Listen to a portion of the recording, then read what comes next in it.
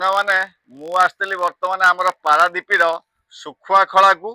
ବର୍ତ୍ତମାନ ଦେଖନ୍ତୁ ଏଟା କି ଶୁଖୁଆ ଆପଣ ମାନେ ତ କହିପାରିବେନି, ତଥାପି ଆମେ ଚାଲନ୍ତୁ ବୁଲିକି ଆଗେ ଦେଖିବା କଣ ସବୁ ଏଠି ଶୁଖୁଆ ବିକ୍ରି ହଉଛି ଆଉ ମାନେ କେତେ କେତେ କିସମ ଶୁଖୁଆ।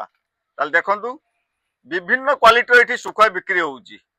ମୁଁ ଯେତେବେଳେ ବି ଆସେ ମୁଁ ଶୁଖୁଆ ଖଳାକୁ ଆସେ ମଝିରେ ମଝିରେ ଏଇଥିପାଇଁ ଯେ ଘରକୁ ନବା ପାଇଁ। ଆଉ ଆଜି ବି ପଳେଇ ଆସିଲେ, ଆଜି ସଣ୍ଡେ ଅଛି। ଆଉ ଭାଇ ହଁ ଭାଇ ଟିକେ ଭିତରୁ ଗୋଟେ ଆଣନ୍ତୁ ଦେଖିବା। ଆଉ ସଣ୍ଡେ ଅଛି ଆଜି, ସେଇଥିପାଇଁ ମୁଁ ପଳେଇ ଆସିଲି ଟିକେ ଘରକୁ ଶୁଖୁଆ ଦିଟା ନବା। ଆଉ ବିଭିନ୍ନ ଶୁଖୁଆ ମାନେ କଥାରେ ଅଛି ପାରାଦୀପ ହଉଛି ମାଛର ଗନ୍ତାଘର, ଶୁଖୁଆର ବି ଗନ୍ତାଘର। କାରଣ ଏଠି ଭେରାଇଟି ରକମ ଶୁଖୁଆ ଏଠି ମିଳିଯାଏ। ଆଉ ରେଟ୍ ବି ବହୁତ କମ। ଗାଉଁଲି ଅଞ୍ଚଳରେ ଯୋଉମାନେ ବିକୁଛନ୍ତି ଅଧିକ ରେଟରେ ବିକୁଛନ୍ତି ଏଇ ପାରାଦୀପରୁ ନେଇକି। କାରଣ ମୁଁ ଯେତେବେଳେ ପାରାଦୀପରେ ଅଛି ଆଉ ମୁଁ ଭାବିଲି ଆଉ କାହିଁକି ଆଉ ଗାଁ ମାନେ କିଣିବି ବାହାରେ, ଆଉ ମୁଁ ଯେତେବେଳେ ଆସେ ଏଇଠୁ ନିଏ। ତାହେଲେ ଆସନ୍ତୁ ଆମେ ଭାଇକି ପଚାରିକି ବୁଝିବା ଭାଇ କେତେ ବର୍ଷ ହେଲା ଶୁଖୁଆ ବେପାର କଲେଣି, ଆଉ କେତେ କିସମର ଶୁଖୁଆ ସବୁ ଏଠି ରହୁଛି, ଆଉ ରେଟ୍ କଣ କେମିତି ରହୁଛି। ଆଚ୍ଛା ଭାଇ, ଆଉ ତ ଆସିଥିଲୁ ଆପଣଙ୍କ ଏଇ ଶୁଖୁଆ ଖଳାକୁ ଆସିଥିଲୁ, ଭାବିଲି ଆଉ ଭାଇଙ୍କ ଦୋକାନକୁ ଯିବା ଯାଇକି ପଚାରିବା କଣ କେମିତି ଶୁଖୁଆ ବିକ୍ରି ହଉଛି। ଆଚ୍ଛା ଭାଇ, କେତେ ବର୍ଷ ହେଲା ମାନେ ଏମିତି ଶୁଖୁଆ ବେପାର କଲେଣି, ଆଉ ଶୁଖୁଆଟା ମାନେ କେତେ ପ୍ରକାର ଏଇଠି ଶୁଖୁଆ ଟୋଟାଲ ମାନେ ବିକ୍ରି କରୁଛନ୍ତି? ମୁଁ 1999 ମସିହାରୁ ଶୁଖୁଆ ବ୍ୟବସାୟ ଆରମ୍ଭ କରିଛି। ଆଚ୍ଛା ଆଚ୍ଛା, ସେଠି ଆମର ପ୍ରଥମ ଷଣ୍ଢକୁଦ ଯୋଉ ପାରାଦୀପ ଷଣ୍ଢକୁଦ ଗୋଟେ ପ୍ଲଟ୍ ଅଛି, ଆଚ୍ଛା ସେଠି ବେପାର 5 ନମ୍ବର ଗେଟ୍ ଥିଲା। ସେଠୁ ବେପାର ଆମେ ଆରମ୍ଭ କରିଥିଲୁ। ସେଠୁ ଉଠିଗଲା ନେହୁରୁ ବଙ୍ଗଳାକୁ ଯେତେବେଳେ ଏଠି ବୋଟ୍ ପଳେଇଗଲା, ଆଚ୍ଛା ଆମେ ଏପଟକୁ ପଳେଇ ଆସି ବେପାର ସେଇ ବେପାର ଜାରି ରଖିଛୁ। ବୁଝିଲେ କି? ଯଦି ଜାରି ରଖିଛୁ ତ ଭେରାଇଟି ତ ଗଣିଲେ ବହୁତ, ବୁଝିଲେ କି?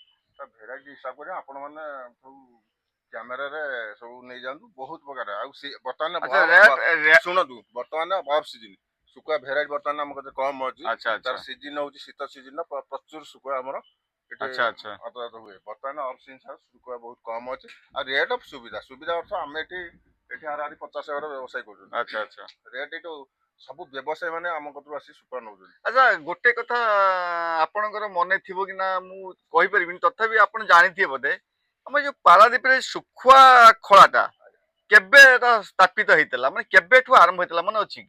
ଶୁଖୁଆ ଦେଖନ୍ତୁ, ଶୁଖୁଆ ଖଳା ମୋତେ ତ ଆସି 59 ବର୍ଷ ହେଲାଣି। ଆଚ୍ଛା କିନ୍ତୁ ମୁଁ ଯେତେବେଳେ ଛୋଟ ହେଇଥିଲି, ଏଇ ଆମର ରାଇସ୍ ମିଲ୍ ଯୋଉ ହଉଛି ଦୋଛକି କହୁଛନ୍ତି, ଦୋଛକିରେ ହଁ। ଦୋଛକି କରେରେ ମୁଁ ଛୋଟ ପିଲାଟେ ହେଇଥିଲି ସେତେବେଳେ ମୁଁ ମୋ ବାପାଙ୍କ ସାଙ୍ଗରେ ସାଙ୍ଗ ହେଇକି ଆମ ବଡ ଭାଇ ବୋଲି ଜଣେ ବ୍ୟବସାୟୀ କରୁଥିଲା, ଆମ ମଝିଆ ବଡ ଭାଇ। ମୁଁ ସେତେବେଳେ ଛୋଟଟା ହେଇଥିଲି, ମୁଁ ଆସି ସେତେବେଳୁ ଦେଖି। ତା ଆଗରୁ କଣ ହେଇଥିବ ମୁଁ ତାପରେ କହିପାରୁନି। ମ୍ୟାକ୍ସିମମ୍ ଆଭରେଜ 100 ବର୍ଷ ଉପରେ ହେଇଗଲାଣି ବୋଧେ। ଅନୁମାନ କରୁଛି ମୋତେ 59, ହଁ କିନ୍ତୁ ମୁଁ ଛୋଟବେଳେ ଦେଖି। ତା ପୂର୍ବରୁ କଣ ହେଇଥିବ ମୁଁ କହିପାରୁନି, ସେଇଟା ମୁଁ ଆଉ ଦେଖିନି। ପ୍ଲଟ ମାନେ ଶୁଖୁଆ ବ୍ୟବସାୟୀ ପ୍ଲଟ ମୁଁ ଦେଖିନି, ସେଠିଟା ଅନୁମାନ କରି ସେଇଠୁ ମୁଁ ଶୁଖୁଆ ଖଳାଟା ଦେଖି। ଆଉ ସାଙ୍ଗମାନେ ଆପଣ ମାନେ ବି ଯିଏ ପାରାଦୀପ ଆସୁଛନ୍ତି ଶୁଖୁଆ ଖଳାକୁ ଆସିବାକୁ ମାନେ ଭୁଲନ୍ତୁନି। ଶୁଖୁଆ ଖଳାକୁ ଥରେ ଆସନ୍ତୁ। ଆମର ଗୋଟେ ସେପଟେ ବାଲି ପ୍ଲଟ ବି ଅଛି, ନେହୁରୁ ବଙ୍ଗଳା ଅଛି, ଆଉ ଏସବୁ ଜାଗାକୁ ଆସନ୍ତୁ। କାରଣ ଏଠି ଆପଣ ସୁବିଧା ଦରରେ ନିଶ୍ଚିନ୍ତ ପାଇବେ। ସୁବିଧା ଦରରେ ନିଶ୍ଚିତ ଶୁଖୁଆ ପାଇବେ। କାରଣ ଆପଣ ଗାଁରେ ଯୋଉ ଶୁଖୁଆ କିଣୁଛନ୍ତି 300 ଟଙ୍କା, ଏଠି ନିଶ୍ଚିତ 150 କି ମାନେ 200 ହେଇଥିବ। ତେଣୁ ସମସ୍ତେ ଆସନ୍ତୁ, ବୁଲନ୍ତୁ, ଆଉ ନିଜ ଘର ପାଇଁ। ଶୁଖୁଆ ହଉଛି ଆମ ଓଡିଆଙ୍କର ହଉଛି ପ୍ରିୟ ଖାଦ୍ୟ। ଶୁଖୁଆ ଟିକେ ହେଇଲେ ପଖାଳ ଉଠିଲା ଉଡ଼ିଲା ପୁରା। ଆଉ ଠିକ ଅଛି ସାଙ୍ଗମାନେ, ତାହେଲେ ଆମେ ରହୁଛୁ। ନମସ୍କାର, ଜୟ ଜୟ ଜଗନ୍ନାଥ। ଜଗନ୍ନାଥ।